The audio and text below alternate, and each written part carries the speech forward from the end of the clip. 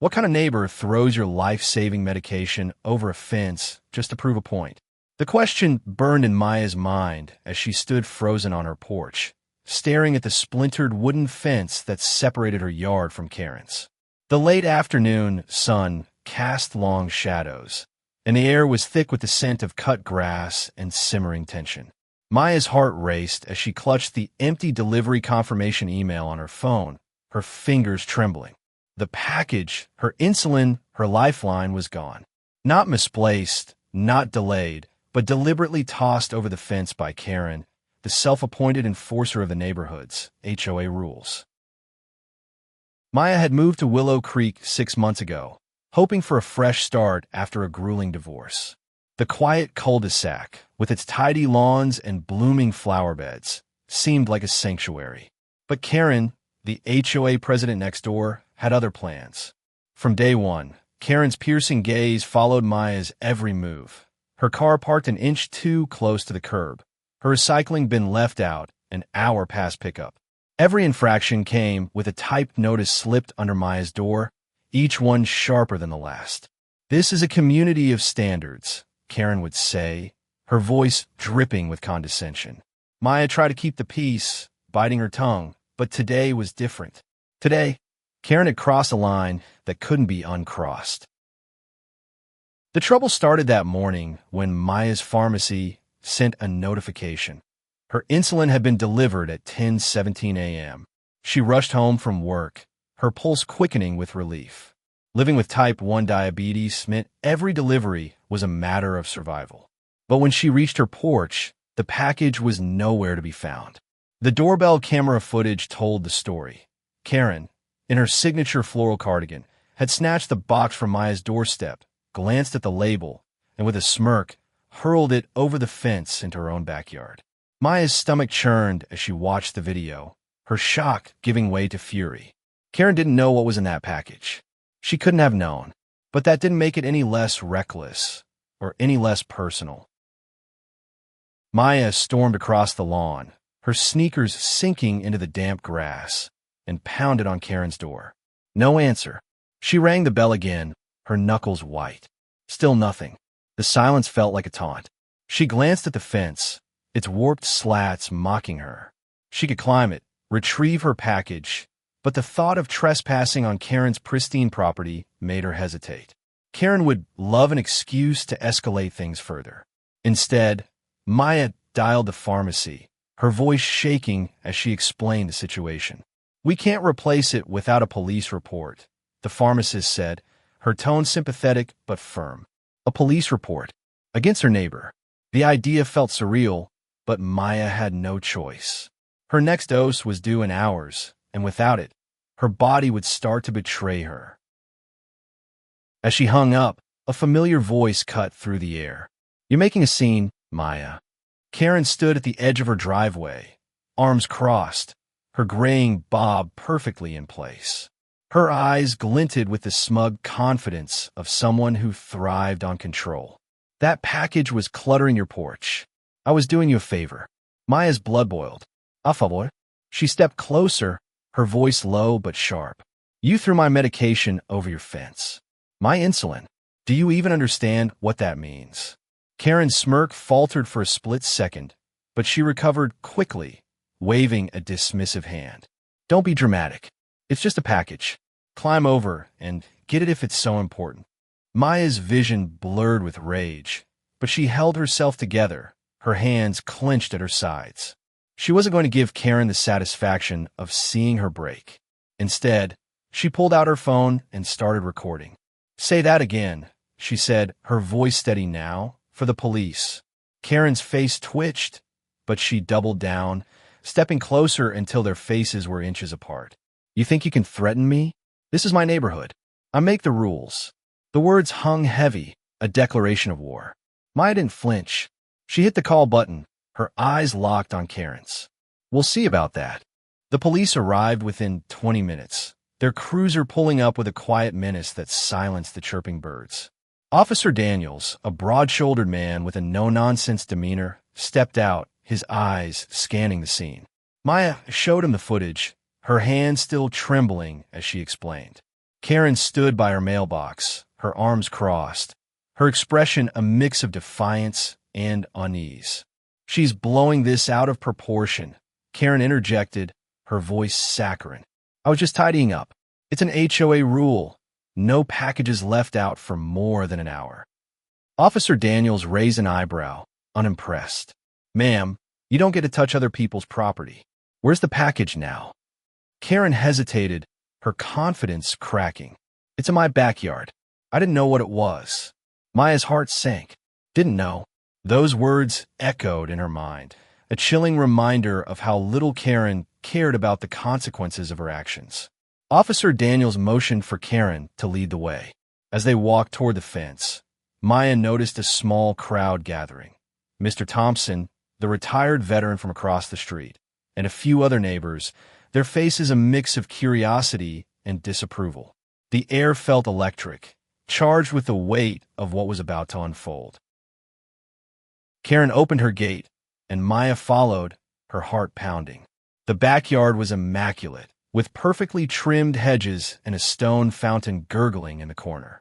There, near the fence, was the package, its corner crushed, lying in a patch of mud. Maya's breath caught in her throat. She knelt to pick it up, her fingers brushing the torn label. The insulin vials inside were intact, but the sight of the damaged box felt like a violation. Officer Daniels took notes, his pen scratching against his notepad. "This is serious," he said, his voice low. "Tampering with medication can have legal consequences." Karen's face paled, but she said nothing, her lips pressed into a thin line. As Maya stood, clutching the package to her chest, she caught Mr. Thompson's eye. He'd been quiet until now, but his expression was hard, his jaw set. "Karen's been pulling stunts like this for years," he said, loud enough for everyone to hear. "Last month, she had my grandson's bike towed because it was parked wrong. She's out of control." The words hit like a spark in dry grass, igniting murmurs among the neighbors. Maya realized she wasn't alone in this fight. Karen's reign of petty tyranny had pushed others to their limits, too, but this time she'd gone too far. The crowd grew, their whispers weaving a net of judgment around Karen. Maya felt a flicker of hope, but it was tempered by dread. This wasn't just about her insulin anymore. It was about a neighborhood suffocating under one woman's need for control. Officer Daniels turned to Karen, his voice calm but firm. "Ma'am, you need to explain why you thought it was okay to handle someone else's property." Karen's eyes darted to the neighbors, then back to the officer. "I was enforcing the rules," she said, her voice rising. "This neighborhood has standards, and people like her," she jabbed a finger toward Maya, "don't respect them." Maya's chest tightened. "People like her." The words carried a weight Karen didn't bother to hide. A jab at Maya's youth, her single status, maybe even her brown skin. She wanted to fire back, but Mr. Thompson beat her to it. "Standards?" he scoffed, stepping forward. "You've been bullying folks for years, Karen. You think you're the queen of Willow Creek, but you're just a petty tyrant." The crowd murmured in agreement, and Maya saw Karen's composure slip, her hands fidgeting with the hem of her cardigan. Officer Daniels raised a hand, silencing the group. "Let's keep this civil. Ms. Lopez, can you confirm the contents of the package?" Maya nodded, her voice steady despite the knot in her stomach. "It's insulin. I need it to live." The officer's expression darkened as he turned back to Karen. "You're lucky it wasn't damaged beyond use. Tampering with medical supplies isn't just a civil issue. It's a crime." Karen's face went ashen, her mouth opening and closing like a fish gasping for air. For the first time, she looked small, stripped of her usual bravado. But then came a twist that no one saw coming.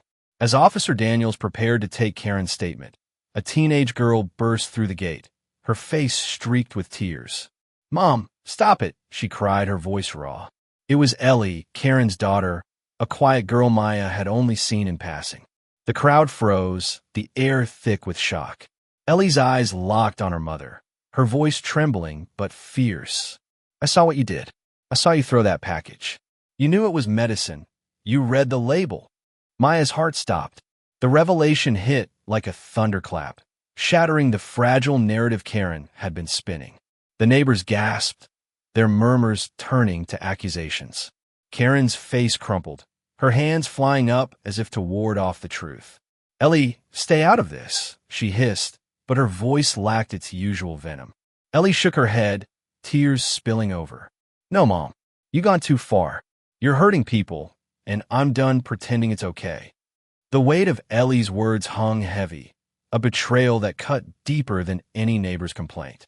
Maya watched as Karen's defiance crumbled, her shoulders slumping. Officer Daniels stepped between them, his voice gentle but firm. "Miss, I'll need you to tell me exactly what you saw." Ellie nodded, wiping her eyes.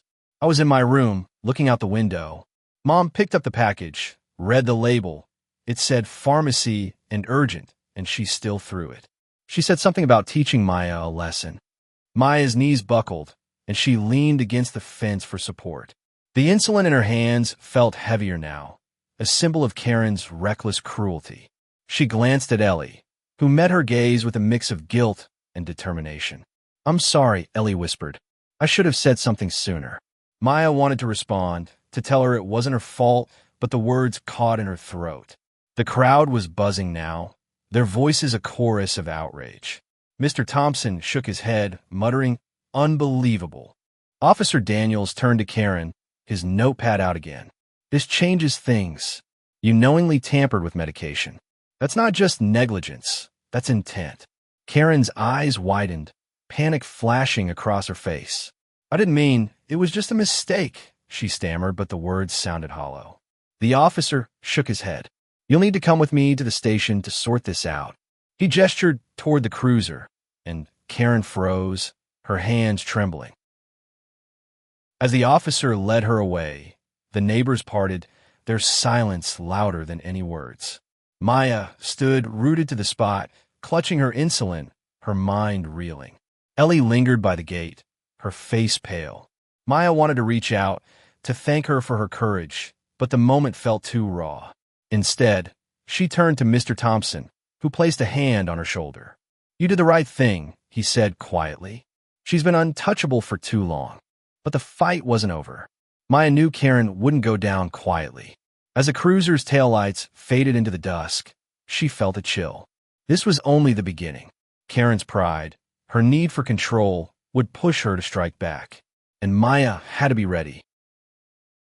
The next morning, Willow Creek buzzed with the fallout of Karen's arrest. Maya woke to a flood of texts from neighbors, some offering support, others sharing their own stories of Karen's overreach. The cul-de-sac felt different, like a weight had been lifted, but replaced with a new kind of tension. Maya sat at her kitchen table, sipping coffee, her insulin safely stored in the fridge. The package's torn corner haunted her, a reminder of how close she'd come to disaster. She glanced at her phone, where a new email from the HOA board waited. Subject: emergency meeting tonight. Her stomach twisted. Karen wasn't in cuffs anymore. She'd been released on bail, and Maya knew she'd come out swinging. By evening, the community center was packed, the air thick with anticipation. Maya slipped into a folding chair near the back, her heart pounding. Mr. Thompson sat beside her, his presence a quiet anchor. Across the room, Karen stood at the front, her posture rigid, her eyes scanning the crowd like a hawk. She'd traded her cardigan for a crisp blazer, but the strain on her face was unmistakable. The other board members flanked her, their expressions uneasy. Maya noticed Ellie wasn't there, and her heart ached for the girl caught in her mother's mess. The meeting began with Karen's voice, sharp and controlled. "I've been unfairly targeted," she declared, her hands gripping the podium. "This incident has been blown out of proportion by a few troublemakers who don't respect our community's values." Her eyes flicked toward Maya, a silent accusation. The room stirred, some nodding in agreement, others shifting uncomfortably. Maya's pulse quickened, but she kept her face neutral, her hands folded tightly in her lap. Then Mr. Thompson stood, his voice steady but laced with anger. "Unfairly targeted? Karen, you threw a woman's medication over a fence. You read the label and did it anyway. That's not leadership, it's cruelty." The room erupted in murmurs, and Karen's face reddened. She opened her mouth to respond, but another neighbor, Mrs. Patel, cut in. "You fined me $200 for planting roses without approval. My kids were afraid to play outside because of your rules." The accusations piled up, each one chipping away at Karen's carefully crafted image. Maya felt the tide turning, but Karen wasn't done. She raised a hand, silencing the room. "If you think I'm the problem, then vote me out. But good luck keeping this neighborhood from falling apart without me." Her voice was a challenge, daring anyone to step up. The room fell silent, the weight of her words settling like dust. Maya's heart sank. Karen's grip on the HOA was ironclad. She'd spent years cultivating loyalty, intimidating dissenters. Could they really unseat her?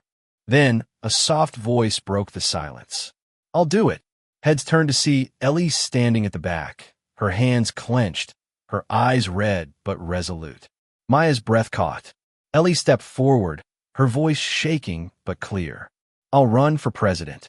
Someone has to stop this." The room exploded in whispers, and Karen's face went white. "Ellie, sit down," she snapped, but Ellie didn't budge. "No, Mom. You've hurt people.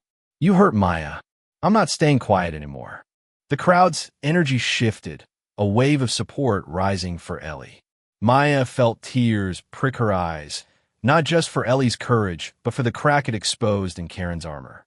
The board called for a vote, and the tension was palpable as hands went up. Maya watched, her heart in her throat, as the numbers were tallied. Ellie won by a narrow margin. Her mother's reign ended in a single night. Karen's face was a mask of fury, but she said nothing, storming out as the room buzzed with shock and relief.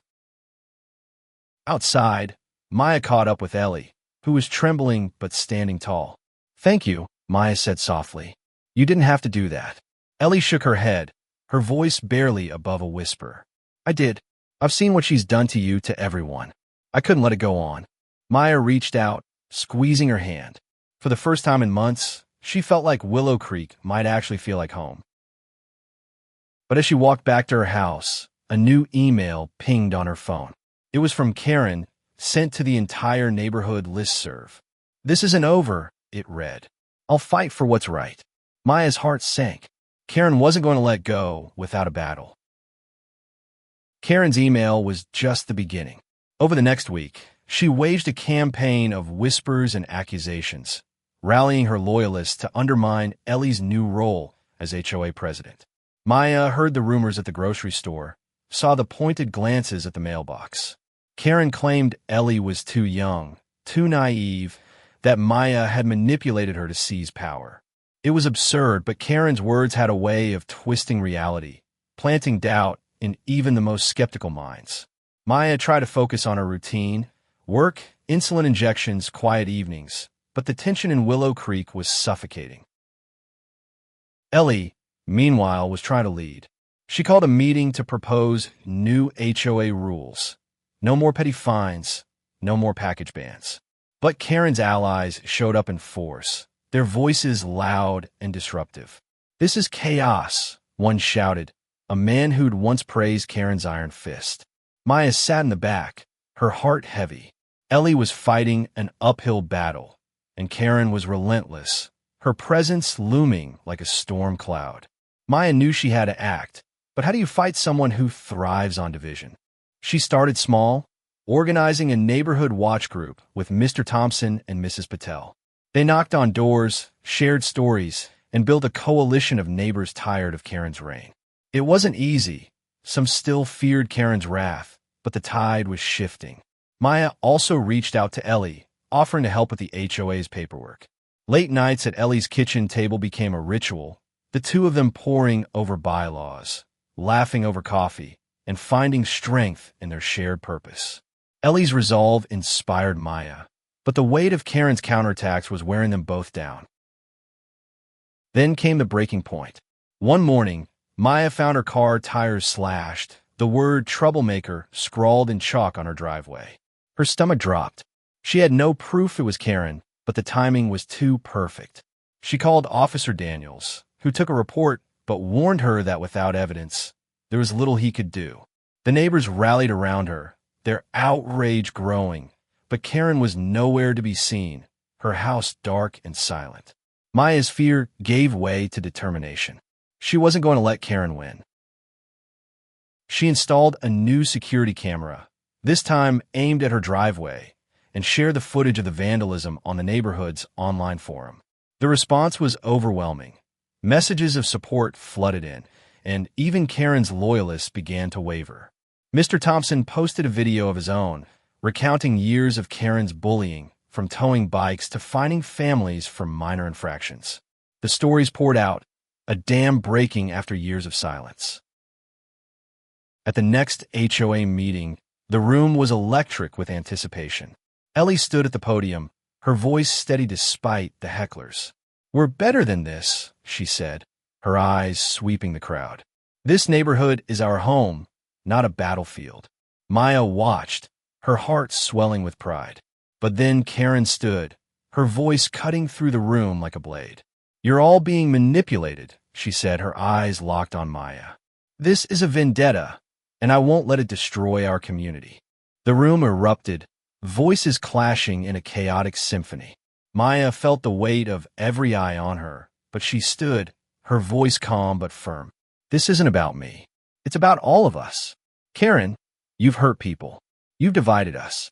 It's time to let go." The words hung in the air, and for a moment, silence fell. Karen's face twisted, but before she could respond, Ellie stepped forward. "Mom, please. Stop." The plea was raw. A daughter's heart laid bare. Karen froze, her eyes glistening, and for the first time, Maya saw a flicker of doubt in her. The vote to remove Karen from the HOA board entirely was unanimous. Her allies, sensing the shift, stayed silent. Karen left without a word, her blazer no longer a shield. The room felt lighter, but Maya knew the scars of this fight would linger. With Karen's influence gone, Willow Creek began to heal, but the process was slow. Maya walked her street each evening, noticing small changes. A new flower bed, kids playing without fear, neighbors chatting over fences. Ellie's leadership was a breath of fresh air, her focus on community over control winning hearts. But Karen's absence left a void, and rumors swirled that she was planning to sue the HOA for defamation. Maya tried to stay above it, focusing on her work and her health, but the threat lingered like a shadow. One afternoon, Maya found a note slipped under her door, handwritten in a shaky scrawl. "I'm sorry," it read, signed simply K. Her first instinct was to crumple it, but something stopped her. She thought of Ellie, of the pain in her eyes when she stood up to her mother. Maya tucked the note away, unsure what to make of it. Was it genuine or another of Karen's games? She decided to find out. She knocked on Karen's door, her heart pounding. When Karen answered, she looked different, her hair loose, her eyes tired. "What do you want?" she asked, her voice flat. Maya held up the note. "Did you mean this?" Karen's gaze dropped, and for a moment, she seemed almost human. "I didn't know it was insulin," she said quietly. I thought I was protecting the neighborhood." Maya wanted to lash out, to list every way Karen had hurt her, but she saw the cracks in the woman's facade. "You didn't just hurt me," she said instead. "You hurt Ellie. You hurt everyone, but you can still make it right." Karen's eyes welled up, but she said nothing, closing the door softly.